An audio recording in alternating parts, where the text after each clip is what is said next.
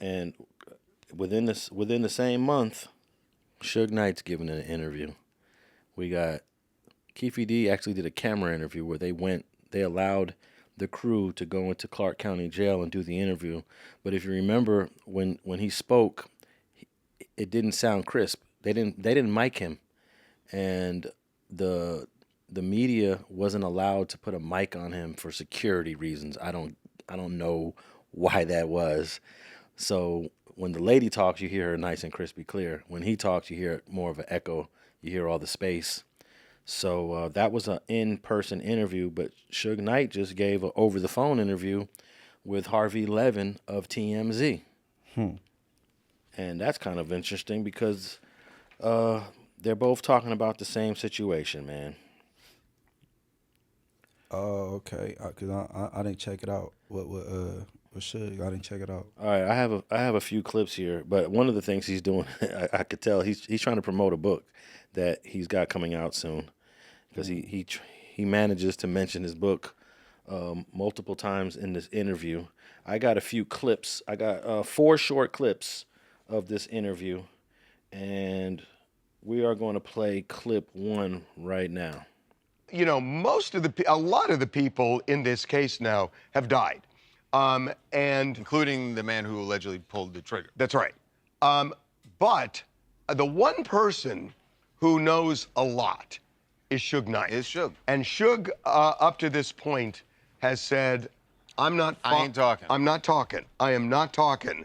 But Suge at least is talking to us, right, because he is on the phone with us right now. And I'm imagining he is going to be watching what happens in this trial very closely.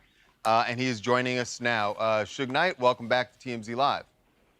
What's up with y'all, man?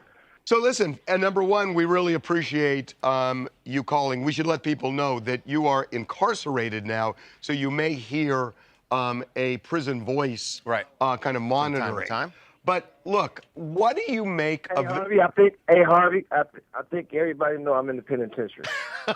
Yeah, I mean, there's a reason the graphic that we're putting up shows you in his prison. It's a fair point, Suge. But just in case, Suge, we just want everyone to know. It's a fair point. Y'all always show pictures of me in prison. Wow. Okay, that's a fair point. That's a fair point. Orange is not your color necessarily. I got it. No, it's not. Okay. So first thing I want to say is that, you know, it's always a pleasure talking to you guys. But the thing is that Tupac has so much influence. And I'm always happy to have so many people who love him.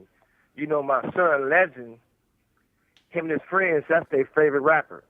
And my son, Legend, now, he's a basketball player, but he want to be an artist and rapper because of Tupac. This call and your telephone number will be monitored and recorded. So when I spoke with his mother, by the way, is one of the greatest mothers around. Tori does a great job with my son. She said that's all he want to do is be a rapper. And my granddaughter, sister, even says she loves him. So that says a lot. That makes me happy, you know? Yeah, no doubt. Okay. That is the first clip. What do you take from that? Yeah, you see, I was trying to figure out what's the reason for them getting in contact with him now, but trial is approaching, so I guess, you know, I'm just trying to see what he's talking about as far as this Keefe D thing. All right, let's go to the second clip that I have here of Suge Knight calling in TMZ from RJ Donovan Prison. I would think that you're very interested in what happens in this trial. Well, I'm interested in that it should really be a teaching moment. We've been through so much over the years, right? And not just, I mean, for his hip-hop, for a black man, we go through a lot. And society goes through a lot, in society, period. And we can't learn from it and learn something about it and teach something, we're wasting our time. So I definitely always down for trying to make everybody get a better view of life to help.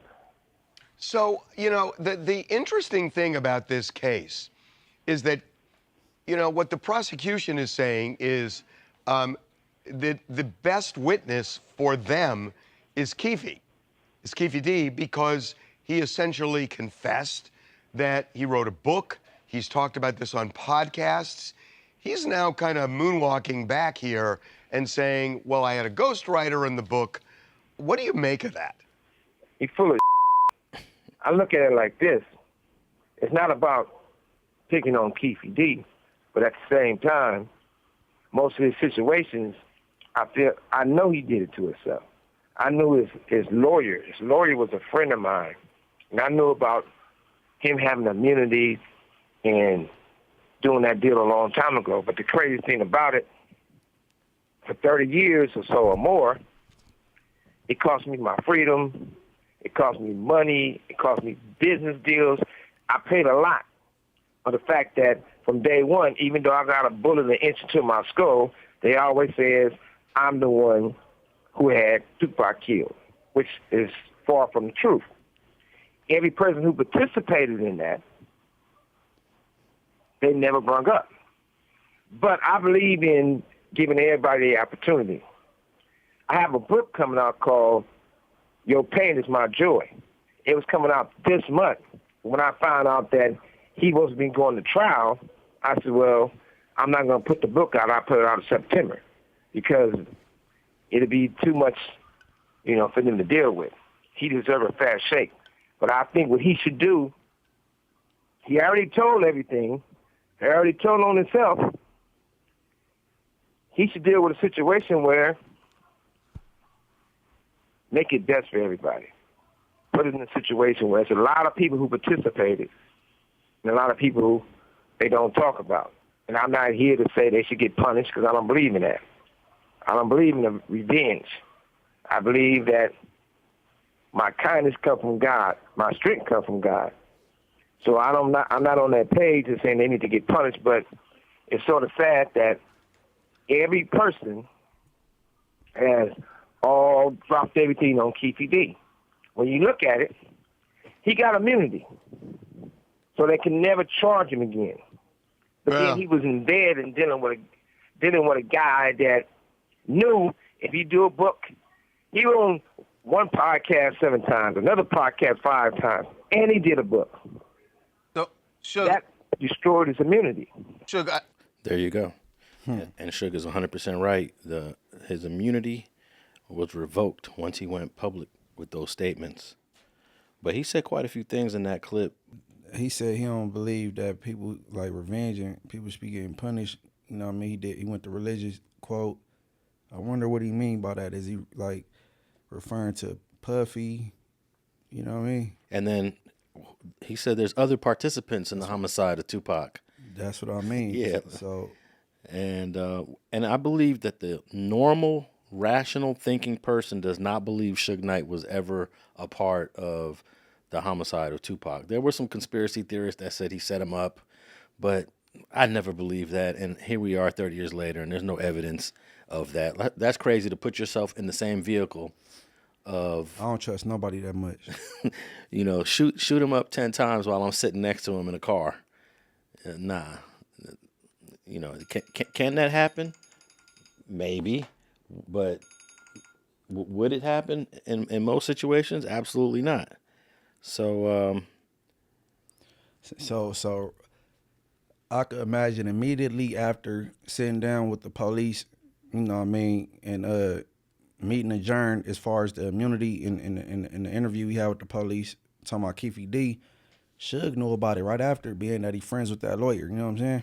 Oh yeah. And he knew the agreement, the immunity agreement, the proffer agreement. He knew what that was, so he probably watching him go on these interviews and looking like, look at this dummy. You know what I'm saying? Because he counted. He said 5 interviews on this one, 7 interviews on this podcast, and wrote a book. Like that shit crazy. And the immunity deal with the LAPD was, I believe, 2008. Although I have seen some sources date the immunity deal 2009. So this was during the time when Suge was on the streets. He didn't get arrested till 2015 for what he did at Tam's Burger with his truck and running people over. So that means Suge was well aware of the immunity deal for probably was probably one of the first ones to find out about it because he's tapped in with all these people, and then Kenner is his right hand man, the other lawyer, and but this immunity deal, which a lot of people don't are confused about, there's a term for it. It's called Queen for a Day. Queen for a Day, meaning you can get away with anything you've done in your past today, this day. It's not for forever. It's not for every time you open your mouth. Queen for a day. Okay, it is a slight distinction between a proffer and an immunity, right?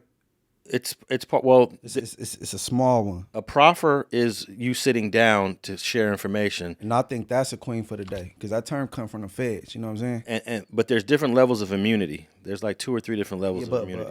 Like a proffer and immunity is different, but it's similar. Yeah, it overlaps for sure. Yeah, but when they say queen for a day, I think they really that goes with the proffer thing. The proffer is you sitting down, and the immunity is the results that you're going to receive. Yeah, but the little thing they put with it, the queen for the day, they go with the proffer thing, and that come from the feds. Like that, they like came with that nickname for it. Yeah, but what it means is that you're protected for everything you say on that day.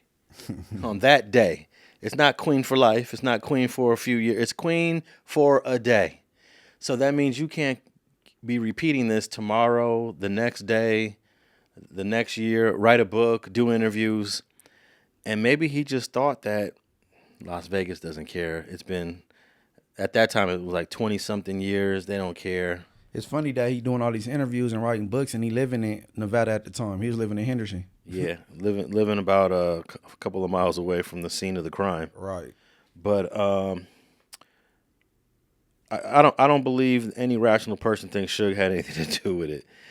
But it did cost him his freedom to a certain extent because he's talking about that kick, that dumb kick he did on Orlando Anderson in the lobby of that hotel in Vegas, cost him 9 years violation.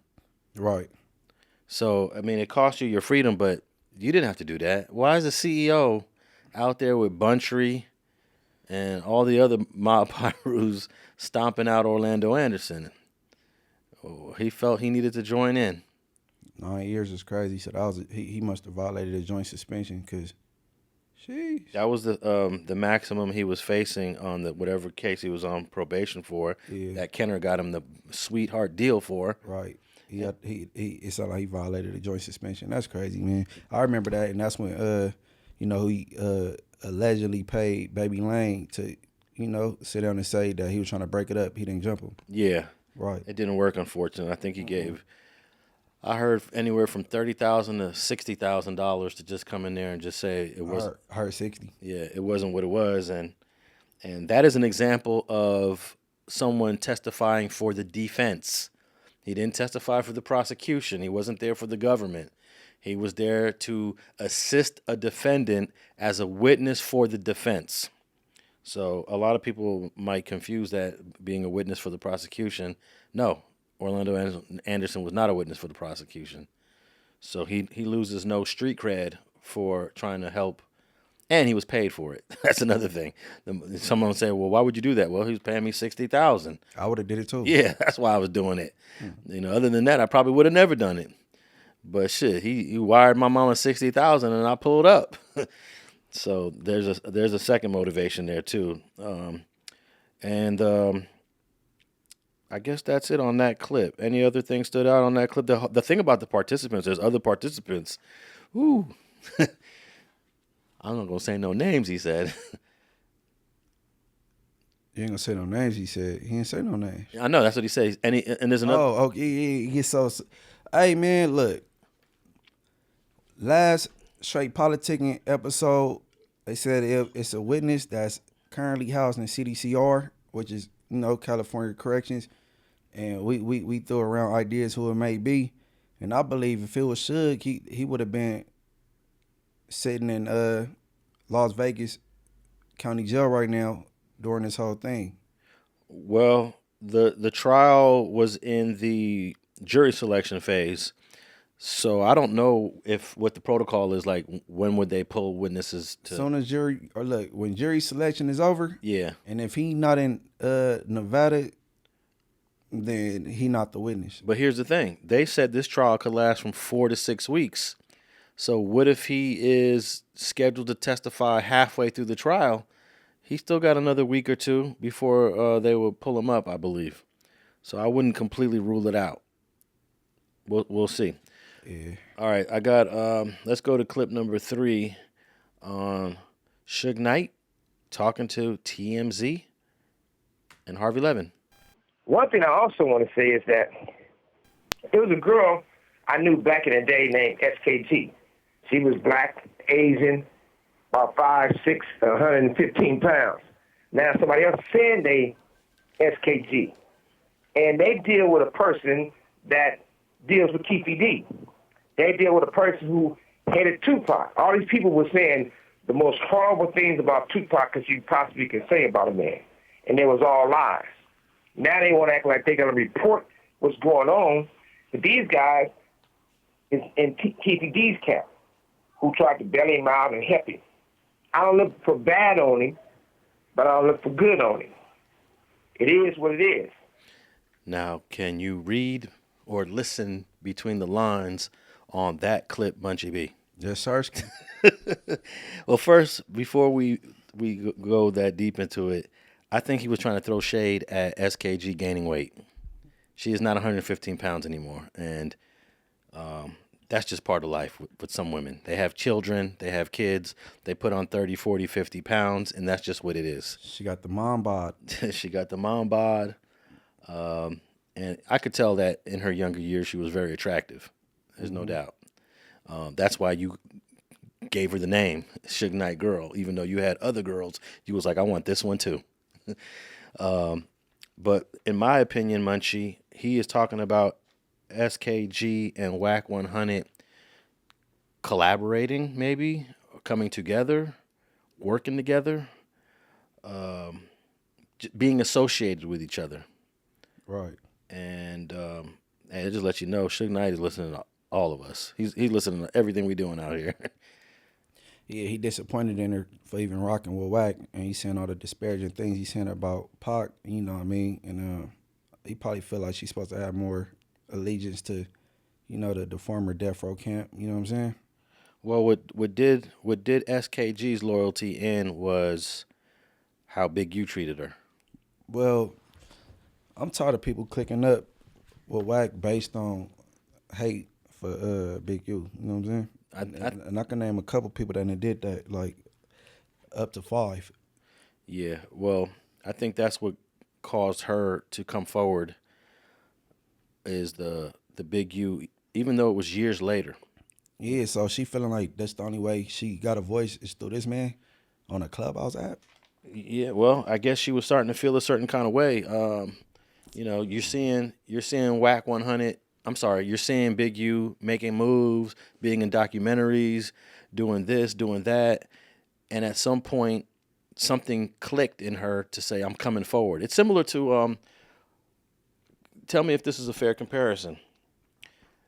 Mob James has been on the internet since 2017, talking his shit, doing his thing. FG been listening to him since he jumped on the internet. Never said nothing in 2017. Never said a word in 18, 19, or 20. But in the end of 2021, he heard Mob James say his name in an interview I think he did with Art of the Dialogue. And that's when FG was like, F that.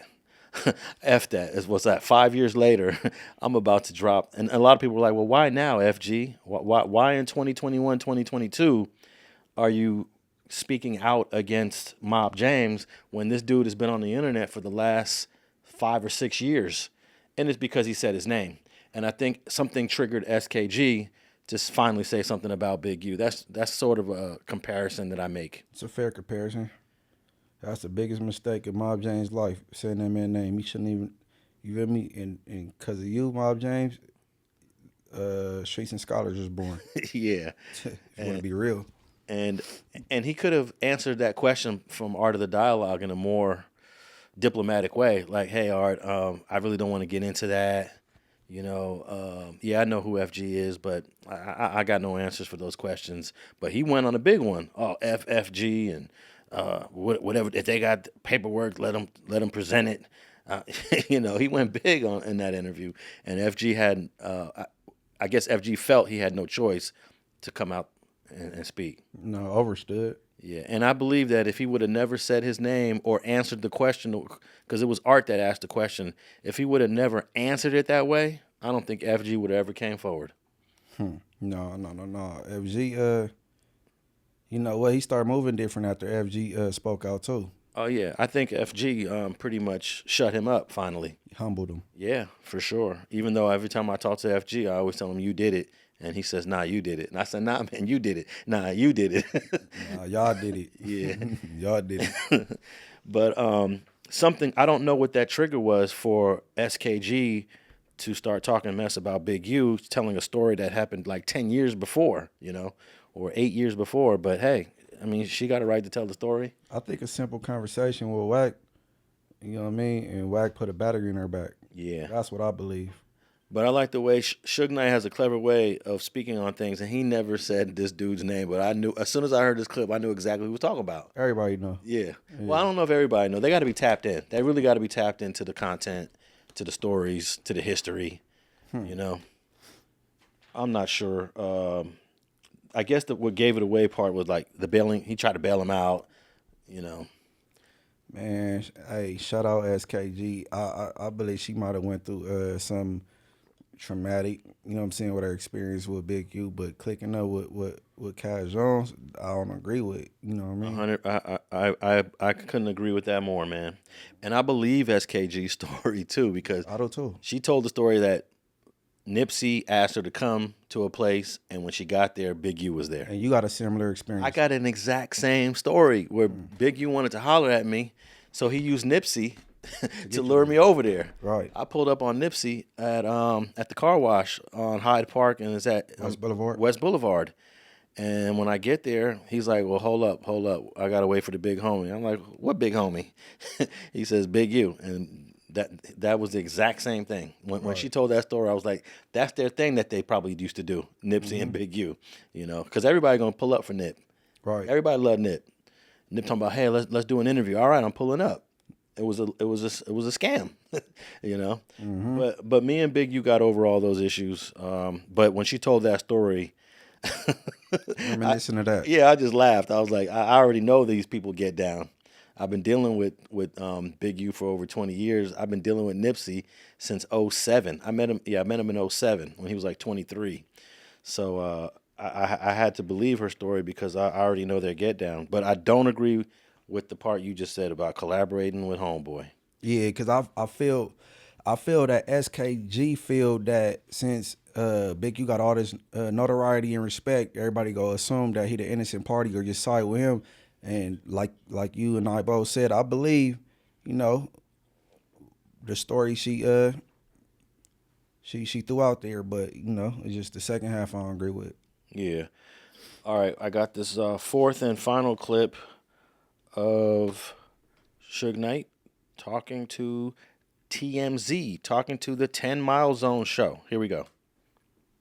I have talked to you. I have talked to you over the years about this, and there's something I don't understand, because you just said a few minutes ago that you are not into revenge. That's why you're not going to talk.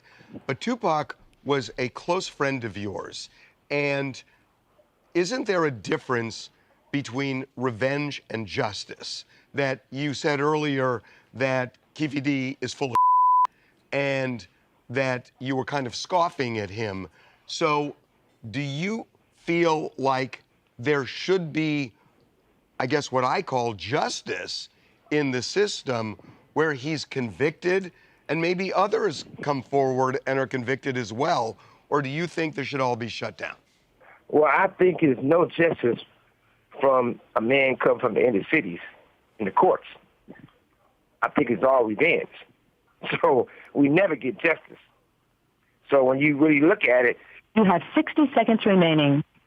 you just had it on your show, a white woman stabs a black man to death and kills him, and they get 3 or 4 years.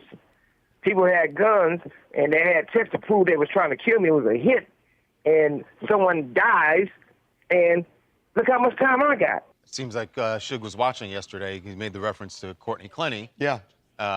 Getting out in less than 2 years. Well, you heard they said 60 seconds left, and they mean business in the penitentiary. So we have lost Suge, but I think he gave us his view of. I really want to hear from him once Keefe D takes the stand.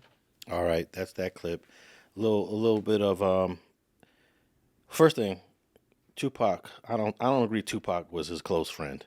You know how long he knew Tupac? How long were they known each other or been around each other?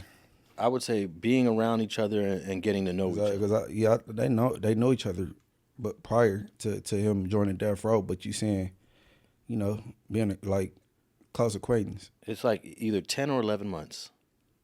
He bailed him out in November of '95, and by September of 96, he's dead. So you don't believe they could have grew close in that time? I mean, that's my question to you. Like, I believe so. In 10 months, how close can you get with somebody? I believe so.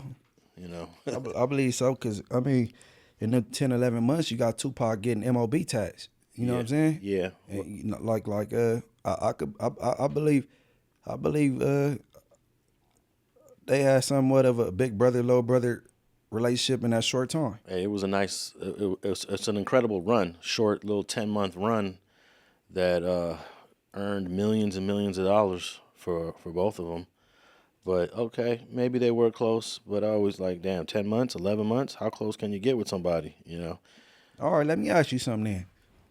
Because I met Spotter Loc through you, right? Yeah. And from the time, I'm not going to start the clock from the time you introduced this, but from the time we start hanging out, from the time we stopped, how long you think that was? Oh, man. I'd say 1 year. About the same time as Suge and Pac, right? Yeah. So could you say we had the potential to be close? I would say y'all were on that trajectory, but if y'all were close, it wouldn't have went so left the way it did. Went left so easily, huh? Yeah. Right. You know, like I can't imagine ever going left on you, for even if you did something to me that I didn't like. It's just not going to happen. All right. We'll deal with this offline. Right. You know, behind the scenes, and then to do it so publicly, nah, you don't do that to close friends. You know. Yeah, you right. So, but y'all could have been close friends. You know. All right. No, I was just giving a comparison. But I do question the closeness between Suge and Pac. But of course, I wasn't there. I'm just speculating looking on from the outside looking in.